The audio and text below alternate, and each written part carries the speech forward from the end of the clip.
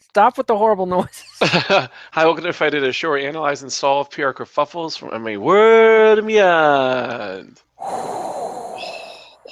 We have a guest who doesn't know he's supposed to do that, so apologies. This is his second blunder in seconds. Go ahead. So joining me, I'm Alexiol. Joining me as always is Kid Native Bloody Elbow and special guest John Nash, he who does not blow into the camera.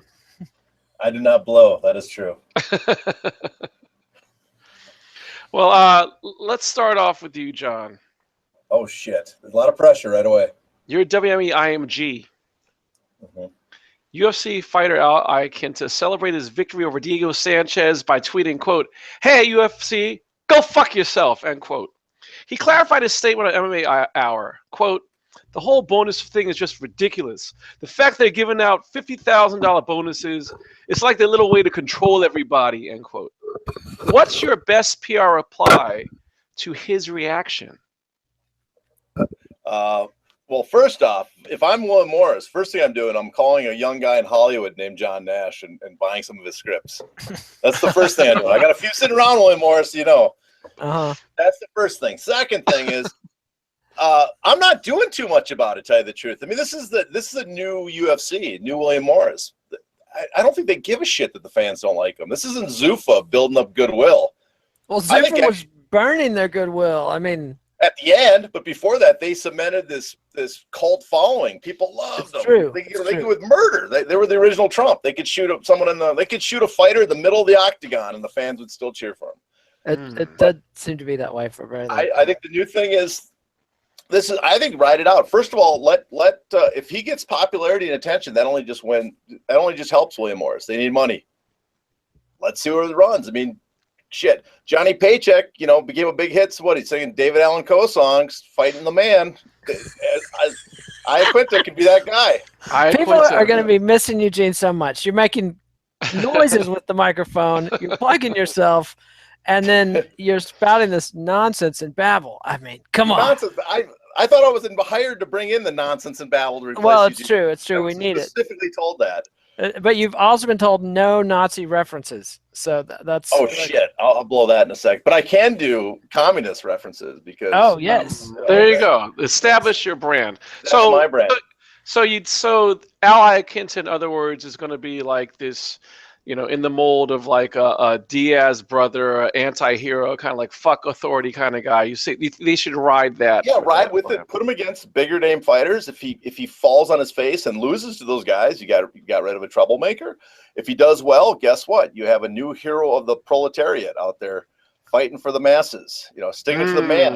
And then I'd go even further. I'd turn Dana White into like a hero of the people, like complaining about how terrible his new bosses are, how Ari Emanuel, some sort of SCTV Guy Cavalero figure. No. How'd you do it, Nate?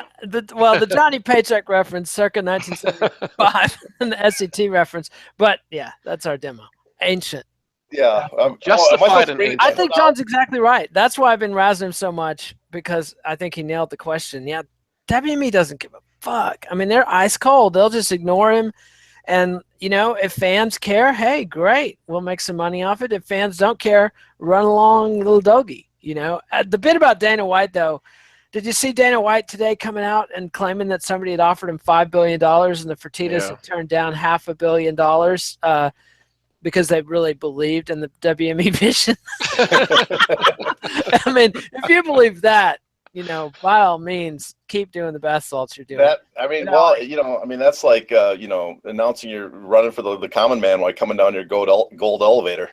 Yes. It works today. Apparently it works. That, hey, my extra billion, hobbling over $1 billion shows how much I'm like the regular guy. So you're not thinking Ari bought that line, huh? That's my fucking guy. Probably Dana. not. Probably. I don't. Who knows? Well, I mean, it does prove he's not doing it for the money. Apparently, Dana. Yeah. It's all about the love. Speaking about money and what you're doing it for, Nate, you're Conor McGregor. You want the world to know live and in public, if you will, that you were the bull of the woods, petulantly posturing on the hood of a Rolls Royce you didn't own, trashing a hotel room and allegedly leaving behind used canisters of laughing gas, aka hippie crack.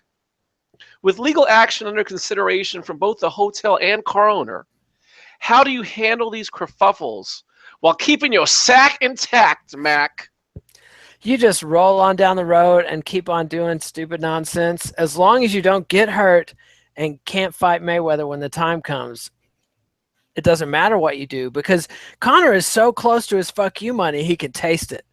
And I guarantee you, if he fights Mayweather, that's the end of Conor McGregor. We'll never see him again. So party on, Garth. I mean, it's not like there's no amount of training he can do to beat Mayweather in a boxing match at this point. So yeah, I just made a Wayne's World reference circa 19. He's a demographic, man. Hey, you know, we gotta own it, baby. Yeah. So what's your take, John? Well, my take, I'm going to go even older school than that. I'm going to go back to, hey, remember when Robert Mitchum got busted for weed? I've read about it. He didn't give a shit after that. He was showing, mopping floors, being, if Conor has to apologize because, he's getting sued apparently in England over the, claiming he owned the car and trashed an hotel, well, apologize, but do it with such a shit-eating grin. Everybody knows you don't really give a shit. But I disagree with Nate. I tell you what, it doesn't matter how much money he gets from the Mayweather fight. I am telling you, the UFC is going to have it set up that he doesn't get all that money. They're going to take a huge chunk of it, but it's still going to be enough for him to toddle off into the sunset. They're going to set it up that I bet you they set it up that he has to finish out his UFC contract to get it all, that it's going to come in payment plans. Wow. There's no way they're going to let a guy get 70, 80 million and then go, hey, come back for your, 8.5 million we paid you last time. Yeah, it's like Jessica White, the king of the country clog dancers in West Virginia. Mm-hmm. Supposedly, if you give Jessica more than a six-pack at a time, he's going to be so wasted he won't be available to dance your next party tomorrow. So just dole it out slowly. Good advice. Yep. Man. So, John, you're the Madison Club of Coachella Valley. After his stay with you, Drake left a review on Twitter, quote, "The most offensive place I've ever stayed at in my life, with staff who pick and choose who they are going to accommodate based on racial profiling," end quote. He deleted the tweet after it received 200,000 likes, negative Yelp reviews, and the ire of Twitter. Is it time that Jodeci cry for you since he didn't do things you want him to? I did not get any of those references, but I'll go with it anyways. We know the sad thing, Jodeci is actually a 90s reference, man. So even then, I'm not. You got to go. My references end in 94, I think. So. Do you remember En Vogue? I do remember En Vogue. They were hot. Okay, go ahead. They were attractive. Let me just think about En Vogue for a while now before I answer this. No, actually, I'm going to give you two answers, because there's one answer is what the moral me would honestly want to do if I was the running that place, and the moral me would say, let's find out if my staff was rude, and then correct it, apologize, and make sure it doesn't happen again. But the evil me that just wants to make money, I think what I do first is I would ignore it and see if it goes away, because I'm sure my clientele of a posh club somewhere out in the desert valleys by Palm Springs is not going to give a shit about what the fans of Drake think. And two, if it starts being a problem, I go really old school evil and pull like a Henry Wilson and plant a Rory Calhoun story to get Rock Hudson off the hook, dig up some dirt on Drake, plant it with the media, the press in LA, and let it doesn't even have to be true, it could be minor, but let everybody start focusing on the Drake and his crew's bad behavior in the hotel instead. And that way I look good to my rich people that like to come and stay at my hotel all the time. You don't have to worry about, it was just those dirty people, those lowlifes that were acting bad. That's who got the bad treatment. We're still cool to go there. You don't think they'll worry that if they have dirt, that they might somehow turn that dirt around on the other folks, or is it just a wink, wink, nod, nod that they know it's Drake dirt? It's Drake dirt. I think you're just planning a little bit just to get people's attention off how you actually behaved. That your loyal customers now have an excuse to keep going to your establishment without being tarnished as being racist. What's your take, Nate? My take is, this is like working with Sean Spicer, working with Nash here. And so I'm going to pull a Kellyanne Conway and answer the question I want to answer, which is, what the fuck is American Airlines doing letting this guy yank the stroller away from the crying mother and then challenge the other guy to a fist fight? It's like, you're in the hospitality business, jackass. Okay, is that one of the questions? I haven't even looked. Did we talk about? Was No, it on but there? let's Talk go about on airlines. ahead, man. You can answer this question with I another think one. John nailed Drake pretty much, and the part about the casino in the middle of nowhere is key, right? Mm. I mean, that's so. There's But with a lot of American, holes in the desert. yeah, I actually want to give a hats off to American Airlines because they've actually handled it fairly well, other than having what apparently was a rabid man in the terminal stages of hydrophobia and rabies yanking strollers out of mothers' hands on video and then challenging dudes to fights. Other than that, American Airlines has handled this brilliantly. So there, that's my I don't answer. think they have to handle anything in America. I mean, we've talked about this, Nate.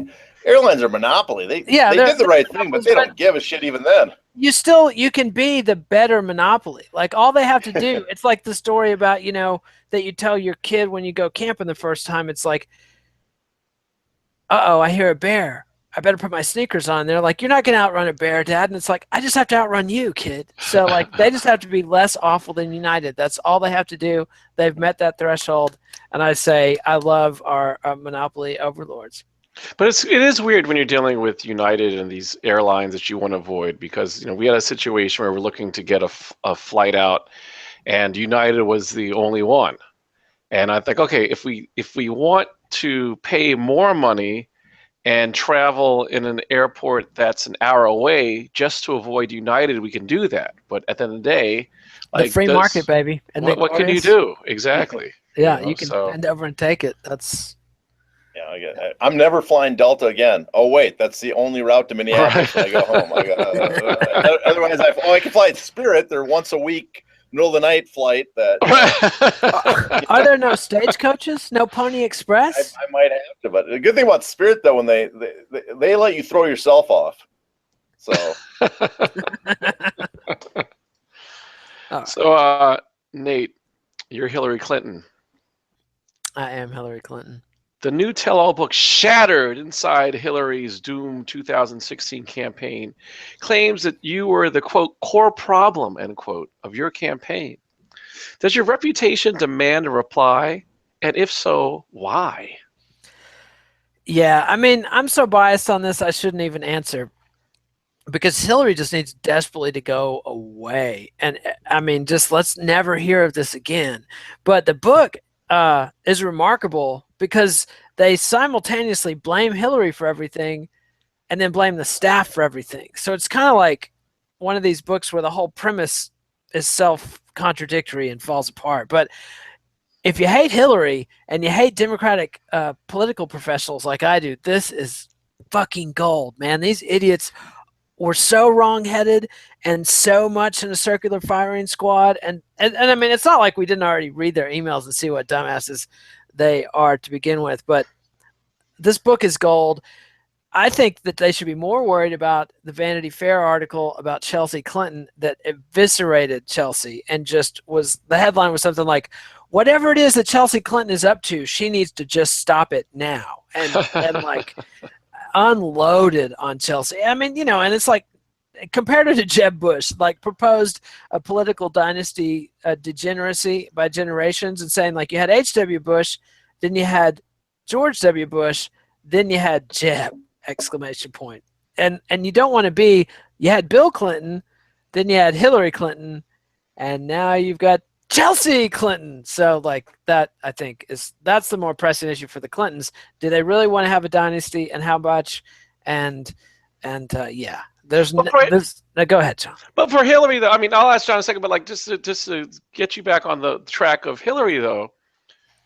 So what if you are Hillary, like what are you trying to, like what are your PR options? What kind of role is she trying to play, or what are her options? Here's the thing: in terms of having a post-defeat life. The real advice for Hillary is own it.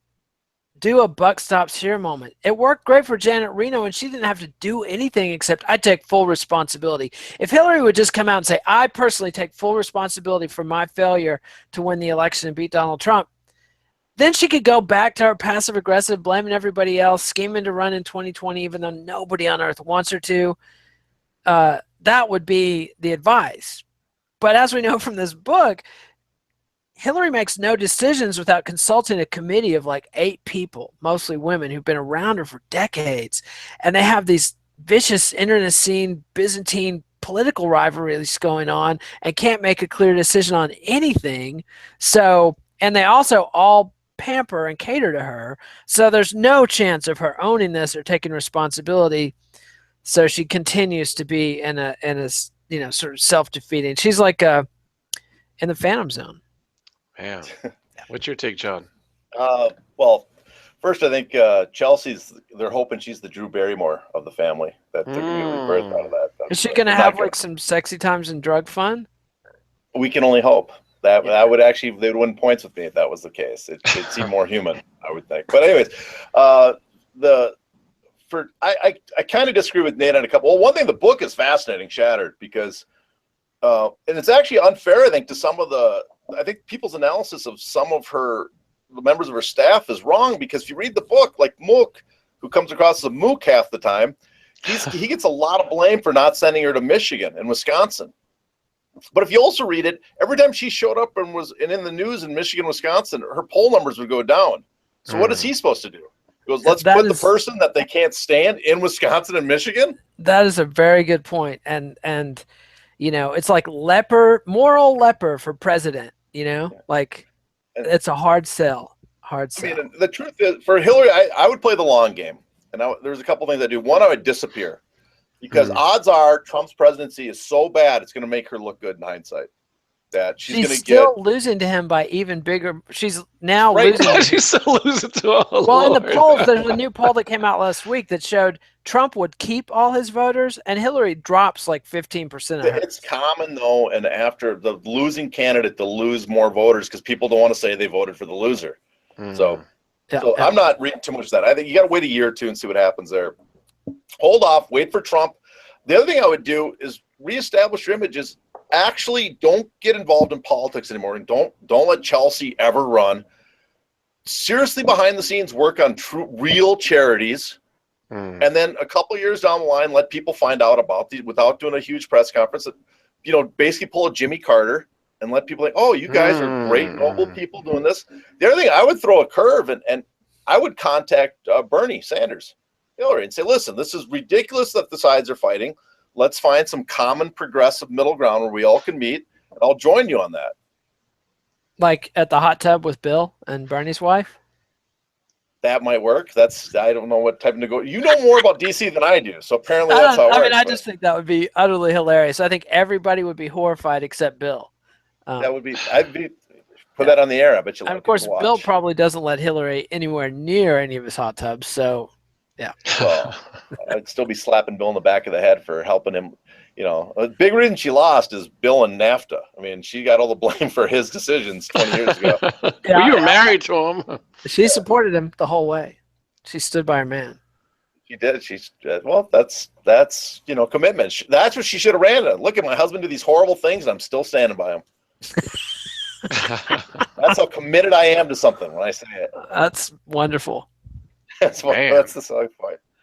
So so we settled that. Hillary, give us a call. We got to figure it out. There we go. And you can add some diversity to her circle because it's just women. You can be like the dudes that are there. One thing I'll say about Hillary though is I think she looks bad too on social media because not from her, but her. People talk about Bernie bros being nuts or Trump followers being crazy. She might have the most diehard crazy fan base on the internet I've seen. Yeah, and also she has these bad actors like Peter Dow and David Brock out there putting poison in the heads of her followers and manipulating them to the max. I guarantee you, if Peter Dow and David Brock worked for Bernie, that the campaign would have all been about how anti-Semitic African Americans in the South are.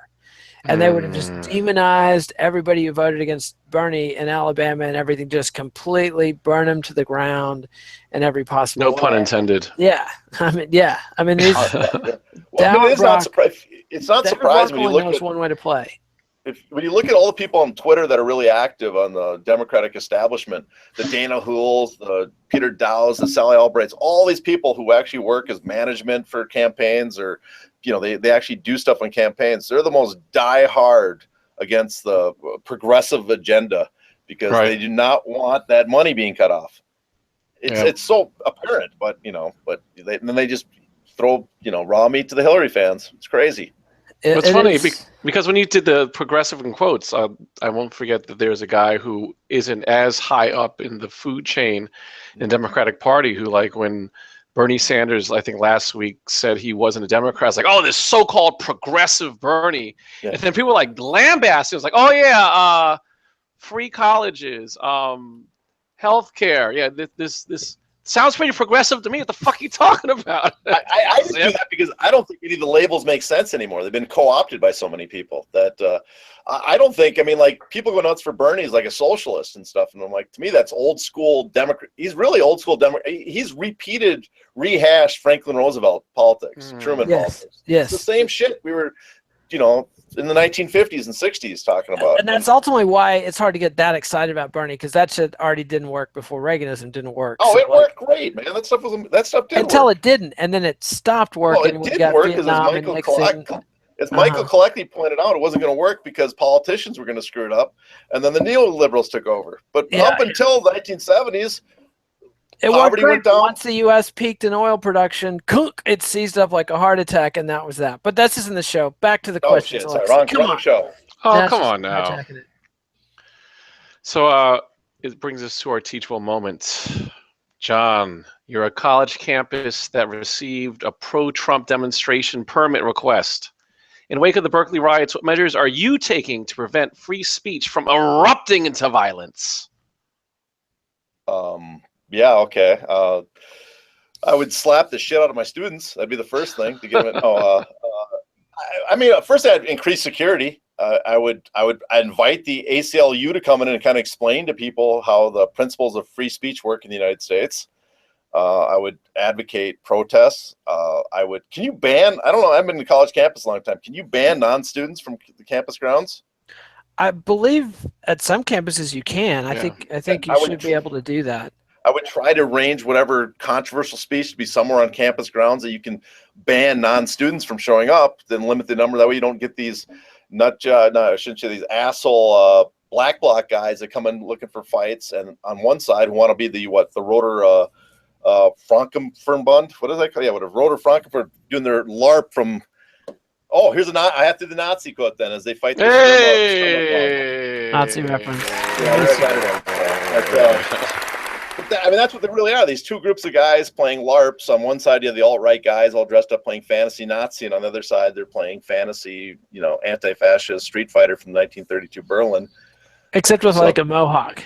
Yeah. My fear is that if it keeps going, though, sooner or later it'll kind of turn into the real thing. That'll keep progressing, and we'll get more and bigger clashes as it appeals to. It's entirely possible, but we'll see. We'll see. But that's eliminate non-students from coming on campus, bring in the ACLU to explain to people what the right to free speech is. I don't think there's much more you can do. Yeah, I think if you bury it deep within the campus, where you need a security badge to get on certain sites and to get into certain buildings and everything, and then you bolster up your rent-a-cops with other people. And you have 40 different access and exit points. That way you can't wait for the guy to show up at one spot. He can come from any direction. That's all fine and dandy, and I agree with every bit of it, but you're leaving out a huge chunk of it, which is you get the campus cops to dress up in their black bloc and in their MAGA hats. You have two squads. You infiltrate both sides, and you deliver the ass whippings all those fools have been begging for a long time. And that's that. You just have like because you can tell when the Antifa is undercover cops, because suddenly they're like 6'1" and 220 and they're wearing these cop boots, and they don't even bother to change the damn boots. Like, look into this stuff from the WTO riots, and like when they had the big world meeting in Canada and Toronto, and they had this stuff. Like, the undercover cops are not subtle at all. Just bring them out there and crack some heads. Let's have some. I thought we elected an authoritarian government. By jingo, I want my tax dollars at work. So the brawl to settle it all. That's what you do. Just roll. Oh, Hey, so I see a combination of what both of you guys are saying. You have it on campus, deep within campus, right? At like some ring or some kind of bullfighting pit that you design, right? And then you pretend that it's like, oh, this high, you know, security event. You have the people go in. Once they're all in there, you try to bring them from all over the country. You bring them in there, and then you raise the gates and trap them in there. And then, like, you know, gladiator pits to the death. You have cameras there, pay-per-view, and there you go, man. You just like it's the flypaper theory from Iraq that we're going to draw the terror. It's perfect. I think that's great. And then we solve the problem. You can even bring in Rumsfeld to draw the protests and give that exact speech. That'd be very meta. But anyway, go ahead. All right. Time for Kid Nate's heel turn.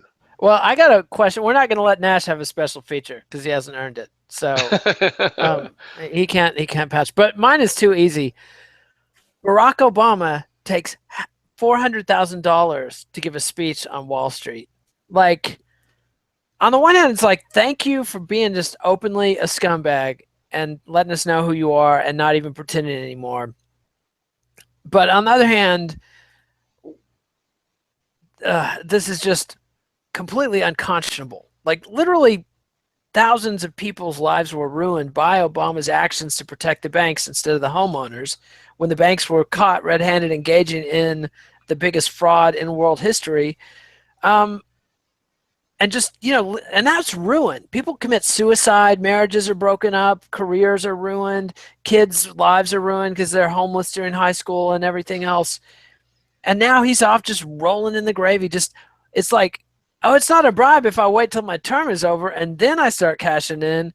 But that's why the whole system is fucked. Because this is what I learned in politics. I used to wonder, like, why do these clowns keep defying their own voters? Because they're going to lose in primaries eventually. But I noticed they didn't give a shit about that, but they would do anything to avoid pissing off the lobby. Because who's paying for their retirement? Who's their wife working for? Who's their kid working for? The lobby has bought our entire government. So Obama is just, you know, taking his pants off and showing everybody what he's doing. And it's not pretty. It's not pretty. And it kills the Democrats. It kills the Democrats. What a rotten, rancid party. Yeah, I appreciate though that Obama did it right away instead of, you know, on top of the $60 million he got from the book deals, him and his wife. It's like, at least he's like obvious, like that's $60 million is not going to be enough. I'm going to start cashing in right away. Yeah, and he didn't take it from Rupert Murdoch, unlike Cuomo, who apparently Cuomo sold like 3,200 copies of his book and just cashed in gazillions of dollars from Fox Corp or News Corp, you know, one of Murdoch's publishing arms. Like, people who get jacked about Cuomo and Obama are just the real assault. The thing that disappoints me about the speech is the fact that he only got $400,000. Like, you'd think, I mean, 15 years ago, like Gorbachev was getting like 1 million, like Clinton was getting $1 million, you know, so I don't understand like why it's only $400,000. Because he's black, Alexi. That's the thing that's problematic. No, which means that he could have gotten more money because he could have spoken on diversity too, dude. Ooh, maybe that's he could have doubled up. He could have spoken on their diversity and inclusion day. You know, well, could have been. He also gave these guys a discount because he's expecting a job on one of their boards later. So that's a very possibility. Or it's corporate welfare, right? He's like, hey, look, you know, like I could have charged you $3 million, but you know, I'm trying to do you a solid $400,000. The thing to wait, it's look how much they donate to his museum and library, the Futures Foundation. Then we'll know the answer to. Because he's got to raise what 1.5 to $2 billion for his library, presidential library. He's got to raise. Yeah, which is, I mean, you know, FDR, his library cost what, 350,000 back then, which is like 6 million today. And he was dead. Yeah, he's dead, and he was a president that did more than any other president. And that's all I need is a room with some books and stuff you can look at. We're done. How can you say that when McKinley? I mean, come on. But when did presidential libraries become like Walt Disneyland features? It's like fucking, they're all like another Space Mountain. You got to go there. There's shit going on. If LBJ had lived to see the modern presidential library, how jealous and bitter he would be. Because the LBJ library was the one that started all that Well, it was probably the Kennedy Shrines that started all that. But Kenny was big. With LBJ now, he'd want like a giant, pollock symbol right in the roof. He'd there in the front yard, just let everybody know. He'd bring in the guy that did the Rock and Roll Museum in Seattle and the Getty Museum. I'm sure the number of defenders of the presidential libraries and like Twitter and stuff is amazing. Like, he needs that his legacy. Yes. Look what it did for Nixon. Digital and have like holograms. You know how they have like the hologram of Tupac. Maybe you should raise some money so they can have a hologram of him. You know, they could have 2 presidential libraries then, and that way it'd be like Disneyland, Florida, Disney. Yeah, there you go, exactly. In Europe, we could have several. Ladies and gentlemen, we have a treat for you today. Former President Obama is right here.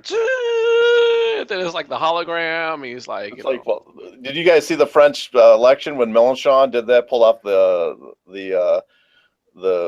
3D image, the hologram image of himself at his campaign. No, are you serious? Yeah, I'm like, nothing says far left comment than holograms, Yeah, that guy. They just elected. Maybe they're going to elect their Obama. They're having an Obama-Trump moment. But, it's all they're kicking the can. Is that the show? Thank you for joining us. Yeah, I guess it is the show, Nate. She's like, I'm sorry. I'm not a control about Eugene here. It's like I'm all geared up for Eugene, and now you guys are so mild mannered in comparison. So it's like, But don't worry, I'm sure he'll have a mouthful for you when he comes back, and just now he'll be watching this whole show. Next time I'll do a bunch of coke and that's what the commenters they're offering to start a Kickstarter. Really? That's for to get you torqued up. Oh, there you go. Shit. Well, tell them to throw in some more. Make sure let's get that. We can hold on. Sometimes I drink Peach Bellini. Today I'm drinking Everclear. So that's a joke. Actually, it's water. But all right. Follow us on Twitter at Kid Nate Alexio at Hey Not the Face. Please give us a thumbs up. Nate, can you give it a thumbs up? That's do it. You have to do the contest, like hey, like Fonzie. The middle finger is Eugene trademark. Fonzie, right? Exactly. Leave comments on YouTube. Subscribe to MA Nation on YouTube. MA Nation on iTunes. Visit Bloody Elbow and be sure to check some of us out on Amazon.com. We'll be back next week for another assault. If I did it, and we don't know what we'll be talking about because the PR mistakes have yet to be made.